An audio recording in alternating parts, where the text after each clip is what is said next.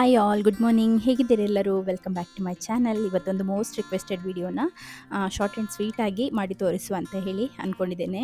ಅದ್ಯಾವುದು ಅಂತ ಹೇಳಿದರೆ ಚಪಾತಿ ಮೇಕರ್ದು. ನಾನು ಕಳೆದ ಕೆಲವೊಂದು ದಿನಗಳ ಹಿಂದೆ ಹಾಕಿದ ವ್ಲಾಗಲ್ಲಿ ಚಪಾತಿ ಮೇಕರಲ್ಲಿ ಖಾಲಿ 2300ಕ್ಕೆ ಸಿಗ್ತದೆ ಆಯಿತಾ, ಚಪಾತಿ ಮೇಕರ್ ಅಂತ ಹೇಳಿ. ಅದರಲ್ಲಿ ದೋಸೆ ಕೂಡ ಮಾಡ್ಬೋದು, ಚಪಾತಿ ಕೂಡ ಮಾಡ್ಕೊಳ್ಬೋದು. ಅದರದ್ದು ಡೀಟೇಲ್ಡ್ ವಿಡಿಯೋ ಬೇಕು. ನಾವು ತಗೊಂಡು ಹಾಗೆಯೇ ಇಟ್ಕೊಂಡಿದ್ದೇವೆ ಮನೆಯಲ್ಲಿ, ಯೂಸ್ ಮಾಡಲಿಲ್ಲ, 2 ಸಲ ಯೂಸ್ ಮಾಡಿ ಸಕ್ಸಸ್ ಆಗಲಿಲ್ಲ ಅಂತ ಬಿಟ್ಟಿದ್ದೇವೆ ಅಂತೆಲ್ಲ ಹೇಳ್ತಾ ಇದ್ರು. ಮತ್ತು ಕೆಲವರು ಡೈಲಿ ಚಪಾತಿ ಮಾಡುವವರು ಕೂಡ ಇದ್ದಾರೆ. ಅಂಥವರಿಗೆಲ್ಲ ಹೆಲ್ಪ್ ಆಗಲಿ ಅಂತ ಹೇಳಿ ನಾನಿಲ್ಲಿ ಡೀಟೇಲ್ಡ್ ವಿಡಿಯೋನ ಹಾಕ್ತಾ ಇದ್ದೇನೆ. ನಾನಿಲ್ಲಿ ನಾರ್ಮಲ್ ಆಶೀರ್ವಾದ ಆಟ ಉಂಟಲ್ಲ, ಅದನ್ನು ತಗೊಂಡಿದ್ದೇನೆ. ನೀವು ಯಾವುದೇ ಚಪಾತಿದು ಹಿಟ್ಟನ್ನು ತಗೊಳ್ಬೋದು. ತಗೊಂಡು ಅದನ್ನು ಸ್ವಲ್ಪ ನೀರಾಗಿ ನೋಡಿ, ಸ್ವಲ್ಪ ಉಪ್ಪನ್ನು ಹಾಕ್ಕೊಂಡಿದ್ದೇನೆ. ಒಂದು ಟೇಬಲ್ ಸ್ಪೂನಷ್ಟು ತೆಂಗಿನ ಎಣ್ಣೆ ಅಥವಾ ಸನ್ಫ್ಲವರ್ ಆಯಿಲ್, ನೀವು ಯಾವ ಎಣ್ಣೆ ಯೂಸ್ ಮಾಡ್ತೀರೋ ಅದು. ಅದಾದ ನಂತರ ಈ ರೀತಿ ಕಲಿಸ್ಕೊಳ್ಬೇಕು. ಜಾಸ್ತಿ ಹಿಟ್ಟನ್ನು ನಾದಿ ಸ್ಮೂತ್ ಮಾಡಬೇಕಂತ ಇಲ್ಲ, ಜಸ್ಟ್ ಹಿಟ್ಟು ಮಿಕ್ಸ್ ಆಗಿ ಬಂದರೆ ಆಯಿತು. ಯಾಕಂದರೆ ಓವರ್ನೈಟ್ ಅದು ಹೇಗಿದ್ರೂ ಕೂಡ ಚಂಡಿ ಆಗುವಂಥದ್ದೇ. ಈ ರೀತಿ ಸ್ವಲ್ಪ ಅಂಟಂಟು ಹಿಟ್ಟನ್ನು ನೀವು ರೆಡಿ ಮಾಡ್ಕೊಳ್ಬೇಕು. ನಾವು ನಾರ್ಮಲ್ ಚಪಾತಿಗೆ ಮಾಡುವ ರೀತಿಯಲ್ಲಿ ಸ್ವಲ್ಪ ಡ್ರೈ ಆಗಿ ಅಲ್ಲ, ಸ್ವಲ್ಪ ಅಂಟಂಟು ನಾನು ತೋರಿಸಿದೆ ಅಲ್ಲ, ಸೊ ಆ ರೀತಿಯಲ್ಲಿ ಇರಬೇಕು, ಸ್ವಲ್ಪ ನೀರಾಗಿ. ಇದನ್ನು ನಾನು ರಾತ್ರಿ ಮಾಡಿ ಇಟ್ಕೊಳ್ತಾ ಇದ್ದೇನೆ. ಯಾಕೆಂದರೆ ಬೆಳಿಗ್ಗೆ ಎದ್ದು ಹಿಟ್ಟು ಕಲಸಿ ಮಾಡೋದು ಕಷ್ಟ ಆಗ್ತದೆ ನನಗೆ, ನಾನು ಎದ್ದೊಳೋದೇ ಲೇಟ್. ಹಾಗೆ ನಾನು ನೈಟ್ ಬೆಡ್ಡಿಗೆ ಹೋಗಲಿಕ್ಕೆ ಮುಂಚೆ ಬಂದು ಇಲ್ಲಿ ಇದನ್ನು ರೆಡಿ ಮಾಡಿ ಇಟ್ಟಿದ್ದೇನೆ. ಮತ್ತು ಮಿಷಿನನ್ನು ಕೂಡ ಅದು ಬಗ್ಗಿ ತೆಗಿಲಿಕ್ಕೆ ಕಷ್ಟ ಆಗ್ತದೆ ಅಂತ ಹೇಳಿ ಶೆಲ್ಫಿಂದ ತಂದು ಇಲ್ಲಿಯೇ ಇಟ್ಟಿದ್ದೇನೆ. ಇದು ನೆಕ್ಸ್ಟ್ ಡೇ ಮಾರ್ನಿಂಗ್ ನಾನು ಟೀಯನ್ನು ಮಾಡ್ಕೊಳ್ತಾ ಇದ್ದೇನೆ. ಈ ಒಂದು ವ್ಲಾಗ್ ಫುಲ್ ಡೇದು ವ್ಲಾಗನ್ನು ನಾನು ನಿನ್ನೆ ಅಪ್ಲೋಡ್ ಮಾಡಿದ್ದೆ, ಅದನ್ನು ಕೂಡ ನೀವು ಚೆಕ್ ಮಾಡ್ಬೋದು. ಮತ್ತು ಇಲ್ಲಿ ಸಿಯಾನಿಗೆ ಅಂತ ಹೇಳಿ ಏರ್ ಫ್ರೈಯರಲ್ಲಿ ಚಿಕನನ್ನು ಕೂಡ ಹಾಕಿಕೊಟ್ಟಿದ್ದೇನೆ. ಅವನಿಗೆ ಚಿಕನ್ ಇದ್ದರೆ ತುಂಬ ಇಷ್ಟ, ಮತ್ತು ಚಿಕನ್ ಕೊಡೋದು ಒಳ್ಳೆಯದು ಮಕ್ಕಳಿಗೆ ಪ್ರೋಟೀನಿಗೆ ಅಂತ ಹೇಳಿ. ಅದ್ರ ಜೊತೆಗೆ ನಾನಿಲ್ಲಿ ಡಿಸೈನರ್ ಅವರ ಪಾಸ್ತಾವನ್ನು ಕೂಡ ಬಾಯ್ಲ್ ಮಾಡಲಿಕ್ಕೆ ಇಡ್ತಾ ಇದ್ದೇನೆ. ಇದು 100% ಹೋಲ್ ವೀಟಿಂದ ಮಾಡಿರುವಂತಹ ಪಾಸ್ತಾ. ಡೈಜೆಷನಿಗೆಲ್ಲ ಹೆಲ್ಪ್ ಆಗ್ತದೆ ಮಕ್ಕಳಿಗೆ, ಹೋಲ್ ವೀಟ್ ಆಗಿರೋದ್ರಿಂದ. ಹಾಗೂ ಒಳ್ಳೆ ಸೋರ್ಸ್, ಪ್ರೋಟೀನ್ ಇದು ಒಳ್ಳೆ ಸೋರ್ಸ್. ಮತ್ತು ಯಾವುದೇ ರೀತಿಯಾದಂತಹ cholesterol, trans fat, additives, preservatives, colours ಯಾವುದು ಕೂಡ ಇಲ್ಲ. ಯಾವುದೇ ರೀತಿಯ ಆರ್ಟಿಫಿಷಿಯಲ್ ಫ್ಲೇವರ್ಸನ್ನು ಕೂಡ ಯೂಸ್ ಮಾಡಲಿಲ್ಲ ಇವರಿದ್ರಲ್ಲಿ.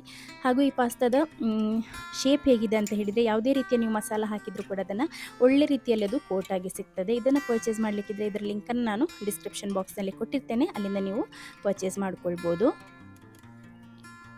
ನೆಕ್ಸ್ಟ್ ಇಲ್ಲಿ ಇದು ಮೊನ್ನೆ ಒಂದು ವಿಡಿಯೋದು ಕ್ಲಿಪ್ಪನ್ನು ನಾನಿಲ್ಲಿ ಇನ್ಕ್ಲೂಡ್ ಮಾಡಿದೆ.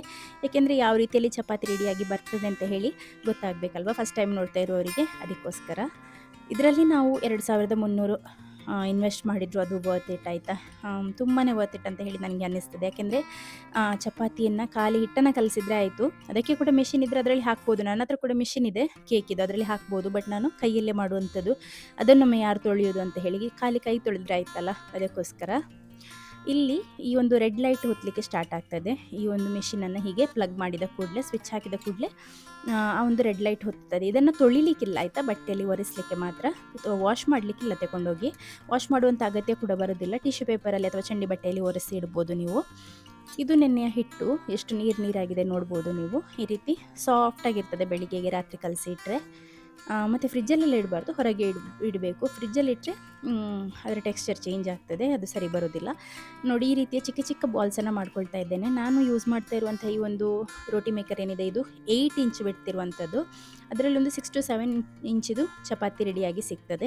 10 ಇಂಚಿದು ಕೂಡ ಇದೆ. 10 ಇಂಚ್ ಇದರಲ್ಲಿ ಒಂದು 8 ಇಂಚಿದು ಚಪಾತಿ ನಿಮಗೆ ರೆಡಿಯಾಗಿ ಸಿಗ್ತದೆ ಆಯಿತಾ. ಅದರದ್ದು ನಾನು ಲಿಂಕನ್ನು ಕೊಟ್ಟಿರ್ತೇನೆ. 10 ಇಂಚಿದನ್ನು ನೀವು ತಗೊಳ್ಳುವಾಗ ಸ್ವಲ್ಪ ಅಗಲ ಇರೋದನ್ನೇ ತೊಗೊಳ್ಬೋದು, ಅಥವಾ ಚಿಕ್ಕದಾದರೆ 8 ಇಂಚಸ್ ಇದು ಕೂಡ ಪರ್ಚೇಸ್ ಮಾಡ್ಬೋದು. ನಾನಿಲ್ಲಿ ಲಿಬ್ರಾ ಕಂಪನಿದನ್ನು ಪರ್ಚೇಸ್ ಮಾಡಿದ್ದೇನೆ. ಇದನ್ನು ನಾನು ಒಂದು ವಾರದಷ್ಟು ಕಾಲ ನಾನು ರಿವ್ಯೂಸನ್ನೆಲ್ಲ ನೋಡಿ, ನಾನು ಹೇಳಿದ್ದೇನೆ ಮೊದಲೇ, ನಾನು ಯಾವುದನ್ನು ಅಷ್ಟು ಈಸಿಯಾಗಿ ಇನ್ವೆಸ್ಟ್ ಮಾಡೋದಿಲ್ಲ, ಪರ್ಚೇಸ್ ಕೂಡ ಮಾಡೋದಿಲ್ಲ ಹಣ ಇನ್ವೆಸ್ಟ್ ಮಾಡುವಾಗ. ಹಾಗಾಗಿ ನಾನು ತುಂಬ ರಿಸರ್ಚ್ ಮಾಡಿದ ನಂತರನೇ ಈ ಒಂದು ಕಂಪನಿಗೆ ಸ್ಟಿಕ್ ಆಗಿ ನಿಂತದ್ದು. ಹಾಗೆ ಇದರಲ್ಲಿ ಒಂದು ಮೇಯ್ನ್ ಟ್ರಿಕ್ ಅಂತ ಹೇಳಿದರೆ, ಈ ಹಿಟ್ಟು ಸ್ವಲ್ಪ ನೀರಿರಬೇಕು. ಅದಾದ ನಂತರ ಈ ರೀತಿ ಚಿಕ್ಕ ಚಿಕ್ಕ, ಅಂದರೆ ಒಂದು ಮೀಡಿಯಮ್ ಸೈಜಿದು ಬಾಲ್ಸನ್ನು ಮಾಡಿ ಹಿಟ್ಟಲ್ಲಿ ಜಸ್ಟ್ ಒಮ್ಮೆ ಡಿಪ್ ಮಾಡಿ ತೆಗಿಬೇಕಷ್ಟೆ. ಆದರೆ ನಿಮಗೆ ಯೂಟ್ಯೂಬ್ ವೀಡಿಯೋಸಲ್ಲಿ ಹಿಟ್ಟಲ್ಲಿ ಡಿಪ್ ಮಾಡಬೇಕಂತ ಇರೋದಿಲ್ಲ. ಹಿಟ್ಟಲ್ಲಿ ಡಿಪ್ ಮಾಡದೇ ಇದ್ದರೆ ಉಂಟಲ್ಲ, ನೀವು ಆ ಒಂದು ಕಾವಲಿ ಉಂಟಲ್ಲ ಅದರ ಮೇಲೆ ಇಟ್ಟ ಕೂಡಲೇ ನೀವು ಕ್ಲೋಸ್ ಮಾಡೋದ್ರೊಳಗೆ ಚಪಾತಿ ಜಾರಿ ಹೊರಗೆ ಬರ್ತದೆ, ಅಂದರೆ ಹೊರಗೆ ಬಂದು ಜಂಪ್ ಮಾಡಿ ಕೆಳಗೆ ಬೀಳ್ತದೆ. ಸೊ ಆ ರೀತಿ ಆಗ್ತದೆ. ಆ ರೀತಿ ಮಾಡಲಿಕ್ಕೆ ಹೋಗಬೇಡಿ. ಜಸ್ಟ್ ಒಮ್ಮೆ, ತುಂಬ ಹಿಟ್ಟಲ್ಲಿ ಡಿಪ್ ಮಾಡೋದಲ್ಲ, ಜಸ್ಟ್ ಅಡಿ ಮತ್ತು ಮೇಲೆ 2 ಸೈಡಲ್ಲಿ ಉಂಟಲ್ಲ, ಹಿಟ್ಟು ಸ್ವಲ್ಪ ತಾಗಬೇಕಷ್ಟೇ. ಈ ಒಂದು ಚಂಡಿ ಇರಬಾರ್ದು. ಸ್ವಲ್ಪ ಹಿಟ್ಟನ್ನು ಈ ರೀತಿ ಕೋಟಿಂಗ್ ಮಾಡಿ ತಗೊಳ್ಬೇಕು. ಹೀಗೆ ನಾನು ಎಲ್ಲ ಬಾಲ್ಸನ್ನು ಕೂಡ ರೆಡಿ ಮಾಡ್ಕೊಳ್ತೇನೆ. ಇಲ್ಲಾದರೆ ಅರ್ಧ ಮಾಡಿ ಅರ್ಧ ಹೀಟ್ ಆಗೋ ಟೈಮ್ನಲ್ಲಿ ಕೂಡ ಮಾಡ್ಕೊಳ್ತೇನೆ. ಯಾವ ರೀತಿಯಲ್ಲಿ ನಿಮಗೆ ಕಂಫರ್ಟ್ ಆಗ್ತದೆ ಹಾಗೆ. ಇಲ್ಲಿ ಗ್ರೀನ್ ಲೈಟ್ ಈಗ ಉರಿದಿದೆ. ಗ್ರೀನ್ ಲೈಟ್ ಉರಿದಿದೆ ಅಂತ ಹೇಳಿದರೆ ಇದು ಇನ್ನು ಚಪಾತಿಯನ್ನು ಬೇಯಿಸಲಿಕ್ಕೆ ಉತ್ತಲಿಕ್ಕೆ ರೆಡಿಯಾಗಿದೆ ಅಂತ ಹೇಳಿ ಅರ್ಥ. ರೆಡ್ ಲೈಟ್ ಹೋಗಿ ಗ್ರೀನ್ ಲೈಟ್ ಟರ್ನ್ ಆಗಬೇಕು. ಈ ಚಪಾತಿ ಇದರಿಂದ ಮಧ್ಯಭಾಗದಲ್ಲಿ ನೀವು ಒಂದು ಲೈನ್ ಎಳೆದ್ರೆ ಅದರ ಒಂದು ಹಿಂದೆಯಿಂದ ಅಂದರೆ ಆ ಡೋರ್ ಕ್ಲೋಸ್ ಆಗುವ ಜಾಗದಿಂದ ಕಾಲು ಭಾಗದಷ್ಟು ಗ್ಯಾಪನ್ನು ಬಿಟ್ಟು ಆ ಜಾಗದಲ್ಲಿ ಇಡಬೇಕು. ನಾನು ತೋರಿಸಿದೆ ಅಲ್ಲ, ಸೊ ಆ ಜಾಗದಲ್ಲಿ ಇಡಬೇಕು. ಮಧ್ಯದಲ್ಲಿ ಸಹ ಇಡಬಾರ್ದು, ಜಾಸ್ತಿ ಎಂಡಲ್ಲಿ ಸಹ ಇಡಬಾರ್ದು. ಮತ್ತು ನೀವು ಮನಸ್ಸಲ್ಲಿ ಪ್ರೆಸ್ ಮಾಡುವಾಗ ಎಲ್ಲ ಇರೋದು ಇದರಲ್ಲಿ ಪ್ರೆಸ್ ಮಾಡೋದ್ರ ಮೇಲೆ. ಪ್ರೆಸ್ ಮಾಡುವಾಗ ನೀವು ಮನಸ್ಸಲ್ಲಿ 1 2 3 ಅಂತ ಹೇಳಿ ಜಸ್ಟ್ ಕೌಂಟ್ ಮಾಡ್ಕೊಳ್ಬೇಕು. ಜಾಸ್ತಿ ಕೂಡ ಬಲ ಹಾಕಬಾರ್ದು, ಕಡಿಮೆ ಕೂಡ ಬಲ ಹಾಕಬಾರ್ದು. ಅದು ನಿಮಗೇನಿದ್ರು ಕೂಡ ಪ್ರಾಕ್ಟೀಸಲ್ಲಿಯೇ ಬರುವಂಥದ್ದು. ನೀವು ಒಂದು 4-5 ಸಲ, ನನಗೆ ಕೂಡ ಫಸ್ಟಿದೊಂದು 4-5 ಸಲದಲ್ಲಿ ಚಪಾತಿ ಪೀಸ್ ಆಗಿ ಹೋಯಿತು ನಂದು. ಅದು ಯಾವ ರೀತಿಯಲ್ಲಿ ಆಯ್ತು ಅಂತ ಹೇಳಿದರೆ ನಮ್ಮ ನಾಯಿಗೆ ಕೂಡ ತಿನ್ನಲಿಕ್ಕೆ ಆಗ್ತಾ ಇರಲಿಲ್ಲ, ಅಂಥ ಒಂದು ಶೇಪಿಗೆ ಆಯಿತು.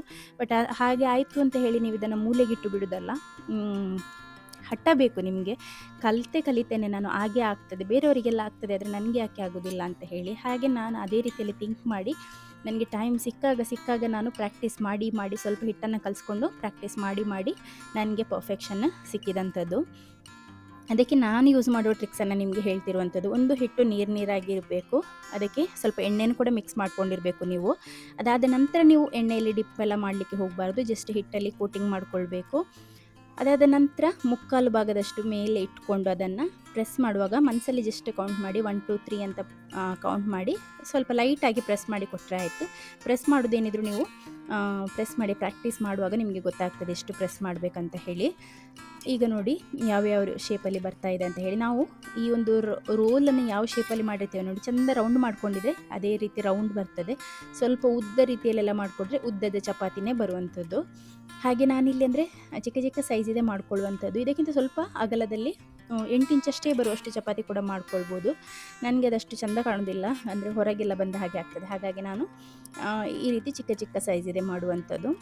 ಅದನ್ನು ಮಾಡಿದ ನಂತರ ಅದರ ಡೋರ್ ಏನಿದೆ ನೋಡಿ, ಕ್ಲೋಸ್ ಮಾಡ್ತೇವಲ್ಲ, ಅದನ್ನು ಪ್ರೆಸ್ ಮಾಡಿದ ನಂತರ ಓಪನ್ ಇಡಬೇಕು. ಕೆಲವು ವಿಡಿಯೋದಲ್ಲಿ ನಿಮಗೆ ಯೂಟ್ಯೂಬಲ್ಲಿ ಮುಚ್ಚಿಡಿ ಅಂತ ಹೇಳ್ತಾರೆ. ಮುಚ್ಚಿಡಲಿಕ್ಕೆ ಹೋಗಬೇಡಿ, ಓಪನ್ ಇಡಿ. ಈ ರೀತಿಯಲ್ಲಿ ಎರಡೂ ಸೈಡಲ್ಲಿ ಹೀಟ್ ಇರೋದ್ರಿಂದ ಮುಚ್ಚಿಟ್ರೆ ಅದು ಸುಟ್ಟ ಹಾಗೆ ಆಗ್ತದೆ ಚಪಾತಿ.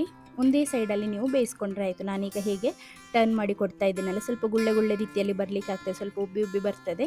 ಆಗ ನಮ್ಮ ನಾರ್ಮಲ್ ಚಪಾತಿ ಕವಲಲ್ಲಿ ನಾವು ಯಾವ ರೀತಿ ಟರ್ನ್ ಮಾಡ್ತೇವಲ್ಲ ಹಾಗೆಯೇ ಟರ್ನ್ ಮಾಡಿ ಕೊಟ್ಟರೆ ಆಯಿತು. ಮತ್ತು ನಿಮಗೆ ಗೊತ್ತಾಗ್ತದೆ ಅಲ್ವ ಅದು ಸ್ವಲ್ಪ ಉಬ್ಬಿ ಬರಲಿಕ್ಕೆ ರೆಡಿ ಇದೆ ಅಂತ ಹೇಳಿ. ಆ ಟೈಮ್ನಲ್ಲಿ ಇದನ್ನು ಮುಚ್ಚಿಕೊಟ್ರೆ ಆಯಿತು. ಈಗ ನಂದು ಉಬ್ಬಿ ಬರಲಿಲ್ಲ, ಯಾಕೆ ಅಂತ ಹೇಳಿದರೆ ಎಲ್ಲೋ ಒಂದು ಕಡೆ ಸ್ವಲ್ಪ ಒಂದು ಸಣ್ಣ ಹೋಲ್ ಓಪನ್ ಆಗಿದೆ, ಹಾಗಾಗಿ ಅದರಿಂದ ಏರ್ ಹೊರಗೆ ಹೋದ್ರಿಂದ ಉಬ್ಬಿ ಬರಲಿಲ್ಲ. ನೀವು 10 ಚಪಾತಿ ಮಾಡ್ತಾ ಇದ್ರಾದರೆ ಅದರಲ್ಲಿ 7 ಉಬ್ಬಿ ಬರ್ಬೋದು, ಒಂದು 3ರಿಂದ 4 ಉಬ್ಬಿ ಬರದೇ ಕೂಡ ಇರ್ಬೋದು, ಅಥವಾ 5 ಉಬ್ಬಿ ಬರ್ಬೋದು, ಇನ್ನೊಂದು 5 ಉಬ್ಬಿ ಬರದೇ ಇರ್ಬೋದು. ಅದು ಚಪಾತಿ ನಾವು ಹೇಗೆ ಪ್ರೆಸ್ ಮಾಡಿರ್ತೇವೆ, ಮತ್ತು ಅದರಲ್ಲಿ ಅಂದರೆ ಪ್ರೆಸ್ ಮಾಡುವಾಗ ಜಸ್ಟ್ ಏನಾದರೂ ಕ್ರ್ಯಾಕ್ ಬಿದ್ದಿದೆ ಅಥವಾ ಯಾವುದಾದ್ರೂ ಒಂದು ವೀಕ್ ಪಾಯಿಂಟ್ ಇದ್ದರೆ ಅದರಿಂದ ಏರ್ ಹೊರಗೆ ಹೋದರೆ ಉಬ್ಬಿ ಬರೋದಿಲ್ಲ. ನಾರ್ಮಲ್ ನಮ್ಮ ಕವಲಿಯಲ್ಲಿ ಆಗ್ತದಲ್ಲ ಹಾಗೆಯೇ, ಅಂದರೆ ಸ್ವಲ್ಪ ಬ್ರೌನ್ ಪಾರ್ಟ್ ಜಾಸ್ತಿ ಆಗಿದ್ದು ನಾವು ಟರ್ನ್ ಮಾಡಲಿಕ್ಕೆ ಸ್ವಲ್ಪ ಟೈಮ್ ಜಾಸ್ತಿ ಹಿಡಿದಾಗ ಕೆಳಗೆ ಹೀಟ್ ತಾಗುವ ಭಾಗದಲ್ಲಿ ಬ್ರೌನ್ ಆಗ್ತದೆ ಅಲ್ಲ, ಆ ಬ್ರೌನು ಬೇಗ ಪುಡಿಯಾಗಿ ಅಲ್ಲಿಂದ ಗಾಳಿ ಹೊರಗೆ ಹೋಗ್ತದೆ. ಹಾಗಾಗಿ ಆ ಒಂದು ಪರ್ಟಿಕ್ಯುಲರ್ ಭಾಗದಿಂದ ಏರ್ ಹೊರಗೆ ಹೋಗ್ತದೆ, ಹಾಗೆ ಉಬ್ಬಿ ಬರೋದಿಲ್ಲ. ಆಯಿತಾ? ಈಗ ನಾನು ನನ್ನ ಕೆಲಸಗಳನ್ನು ಸೈಡ್ ಬೈ ಸೈಡ್ ಮಾಡ್ತಾನೆ ಇದ್ದೇನೆ. ಇಲ್ಲಿ ಚಪಾತಿ ಎಷ್ಟು ಸಾಫ್ಟ್ ಇದೆ ತೋರಿಸ್ತೇನೆ ನೋಡಿ. ನಾನು ಎಣ್ಣೆ ಹಾಕಿದರೂ ಹಾಕದೇ ಇದ್ರೂ ಚಪಾತಿ ಇಷ್ಟೇ ಸಾಫ್ಟ್ ಇರ್ತದೆ. ಬಟ್ ಎಣ್ಣೆ ಹಾಕಿ ಇಟ್ಟರೆ ಉಂಟಲ್ಲ ನಿಮಗೆ ಇನ್ನೂ ಕೂಡ ಒಂದು ಸಾಫ್ಟ್ನೆಸ್ ಮೇಂಟೈನ್ ಆಗ್ತದೆ, ಹಾಗೆ ರುಚಿ ಕೂಡ ಇರ್ತದೆ ಅಲ್ಲ. ಹಾಗೆ ನಾನು ಎಣ್ಣೆಯನ್ನು ಸ್ವಲ್ಪ ಸವರಿ ಇಡ್ತೇನೆ. ಇದನ್ನು ನೀವು ಸಂಜೆ ತನಕ ಇಟ್ಟರು ಕೂಡ ಸಾಫ್ಟಾಗಿ ಇರ್ತದೆ, ನೆಕ್ಸ್ಟ್ ಡೇಗೂ ಕೂಡ ಸಾಫ್ಟೇ ಇರ್ತದೆ, ಏನು ಎಂತ ಹೇಳ್ತಾರೆ ಇದಾಗೋದಿಲ್ಲ, ಅಂದರೆ ಹಾರ್ಡೆಲ್ಲ ಆಗೋದಿಲ್ಲ. ಈಗದ್ದು ನೋಡಿ ಹೇಗೆ ಉಬ್ಬಿ ಬಂದಿದೆ.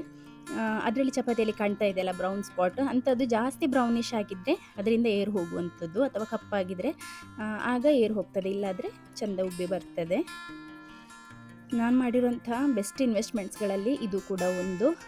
ಹಾಗೆ ನಿಮಗೆ ಯಾರಿಗಾದರೂ ಪರ್ಚೇಸ್ ಮಾಡಲಿಕ್ಕಿದ್ರೆ ಪ್ಲೀಸ್ ಪರ್ಚೇಸ್ ಮಾಡ್ಕೊಳ್ಳಿ. ಚಪಾತಿಯನ್ನು ಲಟ್ಟಿಸಿ ಅದರ ಹಿಟ್ಟನ್ನು ಕಲಸಿ ಚಪಾತಿ ಲಟ್ಟಿಸಿ ಎಲ್ಲ ಲಟ್ಟಿಸಿ ಎಲ್ಲ ಆದಮೇಲೆ ಪುನಃ ಅದನ್ನು ತೆಗೆದು ಬೇಯಿಸೋದಕ್ಕಿಂತ ಈ ರೀತಿ ಬಾಲ್ಸನ್ನು ಮಾಡುವಂಥದ್ದು ಅದೇ ಲಟ್ಟಿಸಿ ಕೊಡ್ತದೆ, ಅದೇ ಬೇಯಿಸಿ ಕೂಡ ಕೊಡ್ತದೆ, ಉಬ್ಬಿಸಿ ಕೂಡ ಕೊಡ್ತದೆ. ಹಾಗಾಗಿ ನಿಮಗೆ ಕರೆಂಟು ಕೂಡ ಈಗ ಸಿದ್ದರಾಮಯ್ಯ ಫ್ರೀ ಕೊಟ್ಟಿದ್ದಾರಲ್ಲ, ಹಾಗೆ ಯೂಸ್ ಮಾಡ್ಕೊಳ್ಳಿ. ಇದಕ್ಕೇನು ಕರೆಂಟ್ ಕೂಡ ಜಾಸ್ತಿ ಹೋಗೋದಿಲ್ಲ. ಡೈಲಿ ಏನು ಯಾರು ಕೂಡ ಚಪಾತಿ ಮಾಡೋದಿಲ್ಲಲ್ಲ, 20-25 ಹಾಗೆ ನಮಗೆ ಮಾಡುವಾಗ ನಾನು ಸ್ವಲ್ಪ ಜಾಸ್ತಿನೇ ಮಾಡ್ಕೊಳ್ತೇನೆ, ಸಿಯೋನಿಗೆ ಇಷ್ಟ ಅಂತ ಹೇಳಿ. ಸಂಜೆ ಬಂದರೆ ಸಹ ತಿನ್ನಲಿಕ್ಕೆ ಕೊಡ್ತೇನೆ, ಕೆಲವೊಮ್ಮೆ ಟಿಫಿನ್ಗೆ ಕೂಡ ತಗೊಂಡು ಹೋಗ್ತಾನೆ, ಹಾಗೆ ಸ್ವಲ್ಪ ಜಾಸ್ತಿ ಮಾಡುವಂಥದ್ದು. ನಿಮಗೆ ಗೊತ್ತಾಯಿತು ಅಂತ ಹೇಳಿ ಅಂದ್ಕೊಳ್ತೇನೆ. ಏನಾದರೂ ಡೌಟ್ ಇದ್ದರೆ ಕೂಡ ನೀವು ಕೇಳ್ಬೋದು. ನಾನು ನೋಡಿ 1 2 3 ಅಷ್ಟೇ ಪ್ರೆಸ್ ಮಾಡುವಂಥದ್ದು. ಅದಾದ ನಂತರ ಸಡನ್ ಓಪನ್ ಮಾಡ್ತೇನೆ. ನಾನು ನಿಮಗೆ ಜಾಸ್ತಿ ಪ್ರೆಸ್ ಮಾಡಿದರೆ ಏನಾಗ್ತದೆ ಅಂತ ಹೇಳಿ ಕೂಡ ತೋರಿಸ್ತೇನೆ ಇದೇ ವಿಡಿಯೋದಲ್ಲಿ. ಈಗ ಒಂದು ಕಡೆ ಸ್ವಲ್ಪ ಒಂದು ಚಟ್ಟೆ ರೀತಿಯಲ್ಲಿದೆ, ಮುಂದೆ ಉಬ್ಬಿ ಬಂದಿದೆ. ಯಾಕೆಂತ ಹೇಳಿದರೆ ಹಿಂದೆ ಭಾಗದಲ್ಲಿ ಏನೋ ಡ್ಯಾಮೇಜ್ ಇದೆ, ಅದಕ್ಕೋಸ್ಕರ ಅಂತ ಹೇಳಿ. ಈ ಚಪಾತಿ ಚೆನ್ನಾಗಿ ಬಂದಿದೆ, ನೋಡ್ಬೋದು ನೀವು, ರೌಂಡ್ ಬಂದಿದೆ.